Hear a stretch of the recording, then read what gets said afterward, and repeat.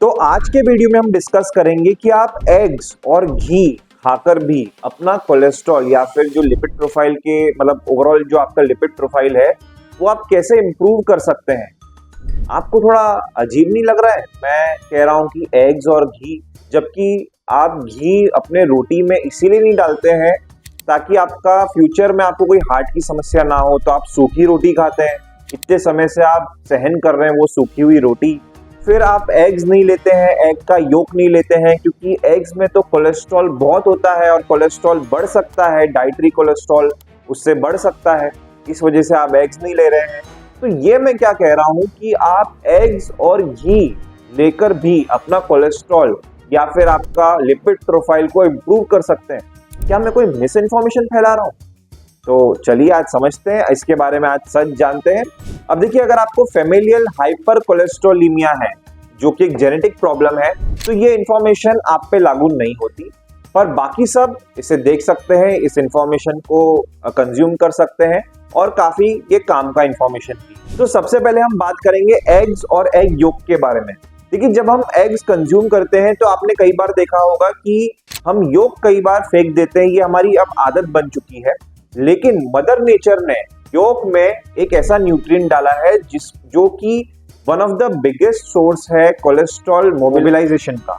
Basically इसको बोलते हैं कोलिन और लेसिथिन। तो ये जो दोनों कंपाउंड्स हैं ये कोलेस्ट्रॉल को मोबिलाइज करते हैं हमारे शरीर से और इसको बाहर निकालते हैं। अब देखिए, आपको ये भी मालूम होना चाहिए कि हमारा शरीर खुद 3000 mg रोज कोलेस्ट्रॉल बनाता है और हमको एग से जो कोलेस्ट्रॉल मिलता है वो कितना है, लगभग 186 mg। तो इसमें बहुत बड़ा डिफरेंस है।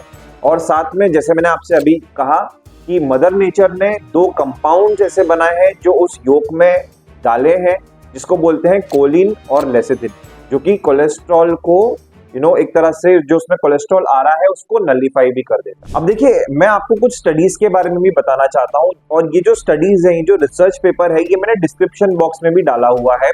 तो कुछ स्टडीज हैं जो ये बताती है कि आपके डाइटरी कोलेस्ट्रॉल आपकी सीरम कोलेस्ट्रॉल को ज्यादा इफेक्ट नहीं करती। फिर कुछ ऐसे भी स्टडीज हैं जहां पर ये बता रहे हैं कि एग्स का कंजम्पशन हमारे ओवरऑल लिपिड प्रोफाइल को इतना डिस्टर्ब नहीं करता और हमारे हार्ट हेल्थ को अफेक्ट नहीं करता। और एक और स्टडी है जहां पर कुछ पेशेंट्स पे जहां पर कार्बोहाइड्रेट्स को कंट्रोल किया गया है और उनको एग्स दिया गया, तो वहां पर उनका जो ओवरऑल लिपिड प्रोफाइल है वो काफी हद तक इम्प्रूव्ड आया है। भले ही उनका एलडीएल बढ़ा, लेकिन उनका एलडीएल किस प्रकार का बढ़ा, जिसको बोलते हैं लार्ज बॉइंट एलडीएल, और एक होता है स्मॉल डेंस एलडीएल। तो बेसिकली जो लार्ज बॉइंट एलडीएल है वो आपके हार्ट पर इतना इफेक्ट नहीं करती कि ये हमारे आर्टरीज में जाके नहीं जम पाती, और वही दूसरी तरफ जो स्मॉल डेंस एलडीएल है वो जो है वो आपके हार्ट में जमती है, जो बेसिकली आपके हार्ट हेल्थ को अफेक्ट करती है। लेकिन एग्स देने से, एग्स का कंजम्पशन से ये जो VLDL है या फिर जो SDLDL है वो नहीं बढ़ता। प्लस जो इसमें ये भी देखा गया स्टडी में कि जो ऑक्सीडेटिव स्ट्रेस है वो भी कम होता है, बिकॉज कार्बोहाइड्रेट्स को रेस्ट्रिक्ट किया गया है और एग्स का कंजम्पशन बढ़ाया गया है। तो ओवरऑल एग्स के कंजम्पशन से गुड कोलेस्ट्रॉल मतलब HDL बढ़ता है, LDL भी बढ़ेगा, लेकिन कौन सा LDL बढ़ेगा, लार्ज बॉइंट LDL, ना कि SDLDL। और इन स्टडीज में ये भी बताया गया है कि इनमें दो और कंपाउंड है, एक है ल्यूटिन और दूसरा है जियाजेंथिन, जो ओवरऑल आपके लिपिड प्रोफाइल को इम्प्रूव्ड रखते हैं। अब एक और चीज जो एग योक में पाई गई है वो है विटामिन K2। तो विटामिन K2 एक ऐसा न्यूट्रिशन है जो आपके आर्टरीज में जो कैल्शियम का जमाव है उसको हटाता है, कैल्शियम को मोबिलाइज करता है, और आपके जो सॉफ्ट टिश्यू में जो जमा हुआ है कैल्शियम उसको मोबिलाइज करके उसको हार्ड टिश्यू मतलब बोन्स वगैरह में वहां पर एब्जॉर्ब कराता है। और साथ में ऑब्वियसली विटामिन डी का भी इसमें रोल है। और ऑब्वियसली एग्स में बाकी सारे विटामिन हैं, विटामिन सी को छोड़कर विटामिन डी भी उसमें अच्छी मात्रा में होते हैं एग्स में। और ऑब्वियसली प्रोटीन का तो सबसे अच्छा सोर्स है ही एग्स, क्योंकि प्रोटीन जो है उसका एब्जॉर्प्शन, सबसे अच्छा एब्जॉर्प्शन जो नेचुरल फूड्स में देखा गया है तो वो एग्स का सबसे अच्छा एब्जॉर्प्शन है प्रोटीन का। तो अगर आपको कभी वेट लॉस करना हो, ऑब्वियसली प्रोटीन एक बहुत ही इंपॉर्टेंट माइक्रोन्यूट्रिएंट है, तो एग से आप अपना वेट लॉस भी बहुत इजीली कर पाएंगे और ओवरऑल आपका जो हार्ट हेल्थ है वो काफी हद तक इम्प्रूव होगा। तो अब हमने एग्स की तो बात कर ली, अब हम बात करते हैं घी की। अब देखिए जो घी है वो मैं कोई ऐसे ही नॉर्मल घी की बात नहीं कर रहा हूं, मैं पर्टिकुलरली A2 काऊ घी, जो हमारे देसी गाय का जो घी होता है उसकी बात कर रहा हूं। और अगर उसमें भी आपने कल्चर्ड घी ले लिया, कल्चर्ड A2 काऊ घी, वो बेस्ट है क्योंकि वो उसमें आपको प्रोबायोटिक भी मिलता है। तो जब आप ये घी कंज्यूम करते हैं कल्चर्ड A2 काऊ घी, इसमें आपको ओवरऑल जो हेल्दी फैट्स है वो भी इंप्रूव्ड होते हैं, इसके ओवरऑल न्यूट्रिशन भी मिलता है और प्रोबायोटिक का भी एक्स्ट्रा बेनिफिट मिलता है, जो कि आपके ओवरऑल जो बाइल सॉल्ट्स हैं उसके प्रोडक्शन को इम्प्रूव करता है। और कहीं ना कहीं जो बाइल सॉल्ट्स हैं वो इनडायरेक्टली आपके शरीर में कोलेस्ट्रॉल को रेगुलेट भी करता है। और क्योंकि इसमें गुड बैक्टीरिया है तो ये आपके सेकेंडरी बाइल को इम्प्रूव करेगा, इसके प्रोडक्शन को और इम्प्रूव करेगा, और इनडायरेक्टली ऑब्वियसली कोलेस्ट्रॉल भी रेगुलेट होगा।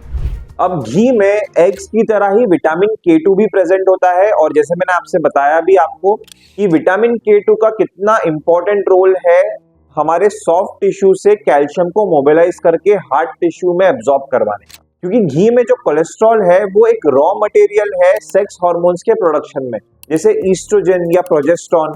और सिर्फ यही नहीं, मैं इवन कॉर्टिसोल की भी बात कर रहा हूं, जो ओवरऑल आपके स्ट्रेस लेवल्स को भी कम करते हैं।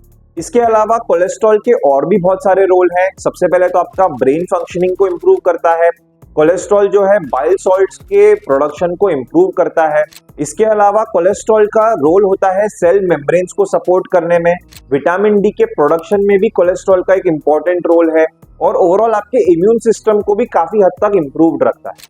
अब देखिए डिस्क्रिप्शन में मैं कुछ और स्टडीज डालूंगा जिसमें ये बताया गया है कि घी के कंजम्पशन से LDL बढ़ता है, पर लार्ज बॉइंट LDL बढ़ता है।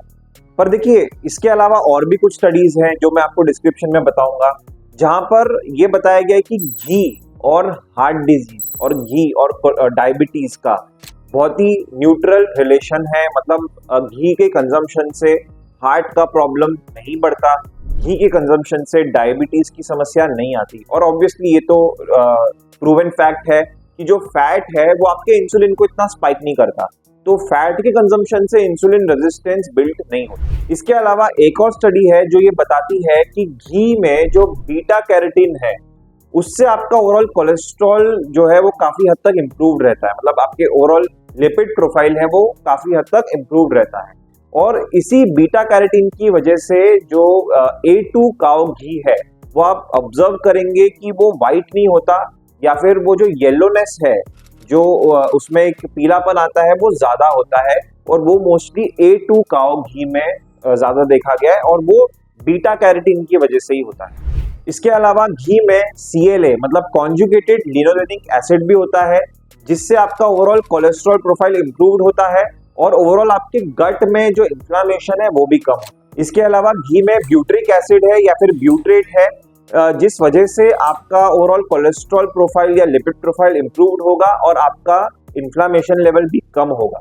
और साथ में A2 घी में आपको ओमेगा 3 फैटी एसिड्स भी काफी अच्छे से मिलेंगे, जो ऑब्वियसली आपके जो ओवरऑल बॉडी है उसके लिए एक एंटी इन्फ्लामेटरी इफेक्ट ये देती है, और एक अच्छा हेल्दी फैट्स है।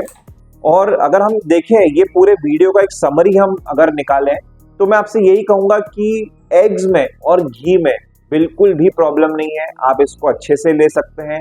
दिन भर में कम से कम आप 3 से 4 एग्स ले सकते हैं अगर आप हेल्दी इंडिविजुअल हैं तो। और अगर आप घी भी आप ले रहे हैं, रोटी में आप बिंदास ले सकते हैं। हाँ, आप जो रोटी का जो स्टार्च है उसको आप मॉडिफाई करने के लिए आप कुछ कर सकते हैं। तो जो ओवरऑल जो कार्बोहाइड्रेट्स हैं वो अपने डाइट में आप कम करें, हेल्दी फैट्स लें, हेल्दी प्रोटीन लें। यही इस पूरे वीडियो का एक समरी है। Thank you very much.